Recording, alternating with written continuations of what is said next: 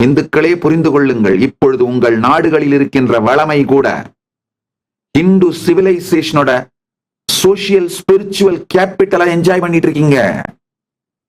Hindu சிவிலைசேஷனோட social spiritual கேபிட்டல்னா என்ன சொல்ல வரேன்னா, நம்முடைய ஹிந்து சிவிலைசேஷன் நமக்குள்ள கத்து கொடுத்த கருத்துக்கள், அதனால் விளைந்த மாறல், அதனால் விளைந்த சமூக கட்டமைப்பு நாட்டுக்கு பெரும் சுமைகள் இல்லாமல் காக்கின்றன.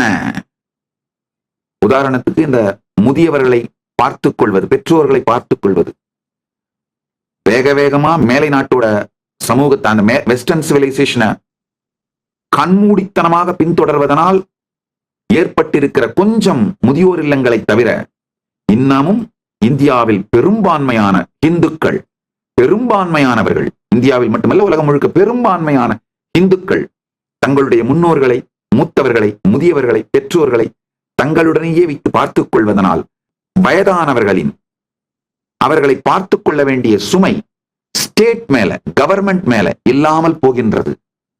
இன்னமும் தங்கள் குழந்தைகளை தங்கள் சம்பாத்தியத்தின் மூலம் படிக்க வைக்கின்ற ஒரே சிவிலைசேஷன் இந்து சிவிலைசேஷன் தான். வேற எந்த சிவிலைசேஷன்லயும் அந்த பழக்கம் இல்லை. அது மட்டும் இல்ல, நம்ம சிவிலைசேஷன்ல பெரியவங்க என்னுடைய தலைமுறைக்கு நான் சேர்த்து வச்சுட்டேன்பா அப்படின்னு நினைச்சுதான் அவங்க முதுமையை வாழ்வாங்க.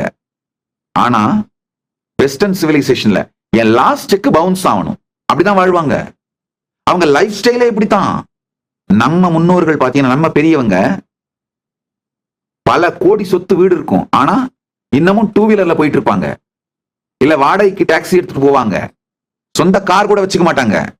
இதெல்லாம் நம்ம சிவிலைசேஷனோட சோசியல், கல்ச்சுரல், ஸ்பிரிச்சுவல் கேபிட்டல். இந்த மாதிரி பல விஷயங்கள், என்னால் ஆயிரக்கணக்கான விஷயங்களை அடுக்க முடியும். இவைகளை எல்லாம் நாம் வேறறுத்து கொண்டிருக்கின்றோம். யுஎஸ் பாப்புலேஷன் 347 மில்லியன், அதுல பிரிசன்ல இருக்கிறது 1.8 மில்லியன்.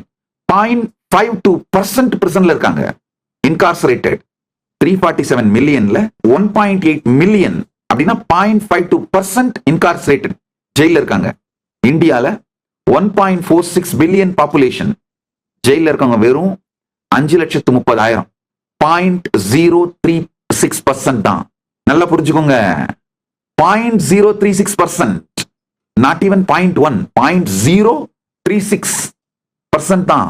இந்த மாதிரி லோ இன்கார்சரேஷன் ரேட்டுக்கு ஒரே காரணம் புரிஞ்சுக்கோங்க, நம்முடைய ஹிந்து சிவிலைசேஷன் நமக்கு கொடுத்த social, spiritual, moral, cultural capital.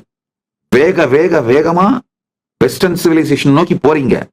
அது மாதிரியான லாஸ் ஏற்படுத்துறீங்க, அது மாதிரியான ஈகோ சிஸ்டம்ஸ் ஏற்படுத்துறீங்க, அது மாதிரியான டவுட்ஸ் ஏற்படுத்துறீங்க. சொசைட்டி, ஒவ்வொரு மனிதனுக்கும் ஃபால்ஸ் பிராமிஸ் கொடுக்குறீங்க. கவர்மெண்டே உங்களை எண்ட் டு எண்ட் பாத்திர முடியும்னு முடியாது. குடும்பம் வேணும், லார்ஜ் ஜாயிண்ட் ஃபேமிலிஸ் வேணும், டைட் நிட் ஃபேமிலிஸ் வேணும், அதோட இணைந்து வாழ்வதுதான் சுதந்திரம். ஆனா இப்ப என்ன நினைக்கிறோம், குடும்பத்தை வெட்டுவதை, எல்லோரையும் எடுத்தெறிவதை, சமூகத்தை அழிப்பதை, அதை தான் சுதந்திரம்னு கிளைம் பண்ணி டீச் பண்றோம். இப்ப எங்க போறீங்க? இதே மாதிரி இந்தியாலையும் 0.52% பாப்புலேஷனை இன்கார்சரேட் பண்ணணும்னா கவர்மெண்ட்டுக்கு என்ன எக்ஸ்பென்ஸ் ஆகும் தெரியுமா? இது கவர்மெண்ட் மேல எவ்வளவு பெரிய லோடு தெரியுமா? கவர்மெண்ட் மேல இருக்கிற லோடு மொத்த லிஸ்டிங் எடுத்தோம்னா, வயதானவர்களை பார்த்துக் கொள்வது, இந்த பென்ஷன், எல்டர்ஸை பார்த்துக்கிறது, எல்டர்ஸுக்கு மென்டல் கேர் கொடுக்கிறது, குழந்தைங்களை படிக்க வைக்கிறது, அவங்க ப்ரொடக்டிவான சிட்டிசனா மாறுற வரைக்கும் அவங்களை படிக்க வைக்கிறது, அவங்க ரிட்டையர் ஆன பிறகு அவங்கள பார்த்துக்கிறது. இது மாதிரி ஒவ்வொரு துறையை எடுத்தோம்னாலும் இந்துக்கள் அந்த நாட்டோட கவர்மெண்ட் மேல போடுற லோடு மிக மிக மிக குறைவு. லோயஸ்ட் லோடு, மினிமம் லோடோட இருக்காங்க. காரணம், நம்முடைய சிவிலைசேஷனுடைய சோசியல், கல்ச்சுரல், எக்கனாமிக்கல் கேபிட்டல். இது எதுவுமே புரியாம இந்து மதத்தோட economic impact, social impact, Hindu மதத்தோட ஸ்பிரிச்சுவல் சயின்ஸும் கல்ச்சரும் ஒரு நாட்டுக்கு எந்த அளவுக்கு மிகப்பெரிய நன்மையாகவும் பலமாகவும் இருக்கிறது என்று தெரியாமல், தெரிந்து கொள்ள விரும்பாமல், புரிந்தும் அதை பற்றி கவலை இல்லாமல், கொடுமையான வேகத்தோடு நம்முடைய சனாதன இந்து தர்மத்தோட சிவிலைசேஷனை அந்த வாழ்க்கை முறையை வேறறுத்தே தீர்வோம் என்று வெறித்தனம் கொண்டு இயங்கிக் கொண்டிருக்கும் தீய சக்திகளே, அவைகளின் பின்னால் சென்று கொண்டிருக்கும் மூடஹிந்துக்களே, புரிந்து கொள்ளுங்கள். நீங்களும் 0.52% பாப்புலேஷன் இன்கார்சரேட் பண்ற அந்த ஸ்ட்ரக்சரை தான் நோக்கி ஓடிட்டு இருக்கீங்க.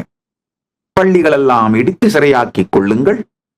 பள்ளிகளில் பகவத்கீதையை மறுப்பதாலே அவைகளை சிறையாக்கி சிறையிலே நிரப்பி சிறையிலே பகவத்கீதை படித்துக் கொள்ள அனுமதித்து இப்படிதான் நடந்துட்டு இருக்கு. இதை நோக்கி தான் ஓடிட்டு இருக்கீங்க. புரிந்து கொள்ளுங்கள். இந்த புத்தாண்டில் ஆன்மீக விழிப்பு, உயிர்மை, நமக்குள்ளும் நம்மை சுற்றி நடப்பவற்றையும் ஆன்மீக விழிப்புணர்வோடு பார்க்க துவங்குங்கள். 2026 உங்களுடைய ஆன்ம விழிப்பிற்காக, உயிரை உயிர்ப்பிப்பதற்காக, உங்களுடைய தனிப்பட்ட ஆன்ம விழிப்புக்காக, உங்கள் உயர்வுக்காக செலவிடுங்கள். இந்த 2026 உங்களுக்குன்னு எடுத்து வச்சிருங்க. போதும். யார் யாருக்காகவெல்லாமோ உழைச்சது, ஓடுனது, அலைஞ்சது, அழிஞ்சது போதும். இந்த 2026 உங்களுக்கு உங்கள் உடல் நலத்தை மேம்படுத்துவது, உங்க உடலை பற்றி நீங்கள் வைத்திருக்கும் கருத்தை சரியானதாக, முழுமையானதாக ஆக்குங்கள்.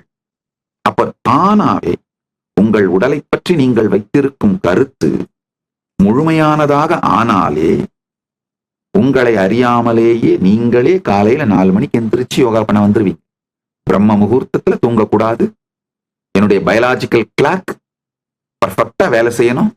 அதோட இணைந்து என்னுடைய உடம்பையும், உடம்பின் செயல்கள், வாழ்க்கை முறையை அலைன் பண்ணிக்கணும் அப்படின்னு கரெக்டா சனாதன இந்து தர்மத்தின் மரபு வாழ்க்கை முறைகளான பிரம்ம முகூர்த்தத்தில் யோகமும் பூஜையும் தியானமும், சூரியன் எழுந்த பிறகே உண்பது, சூரியன் சாய்ந்த பிறகு உண்பதில்லை, மாமிச உணவு நார்மல் உணவாக மாறக்கூடாது, உங்களுடைய உடல், மனம், உயிர் இவைகளை பற்றி நீங்கள் வைத்திருக்கும் கருத்துக்கள் முழுமையானதாகவும் சரியானதாகவும் நேர்மையானதாகவும் மாற வேண்டும். அததான் ஆன்ம விழிப்புணர்வுன்னு சொல்றேன்.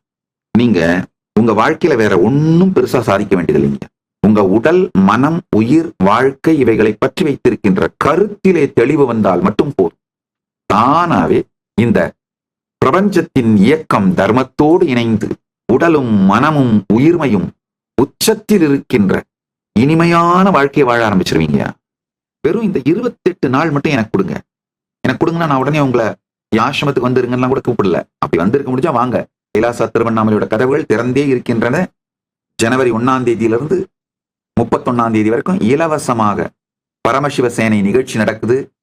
உணவு, தங்குமிடம், வகுப்புகள் அனைத்தும் இலவசமாக கொடுத்து வகுப்பு கொடுக்குறேன். அது 5 லட்சம் ரூபாய் பெருமானுடைய ப்ரோக்ராம் இலவசமா கொடுக்குறேன். அது ஒரு பக்கம்.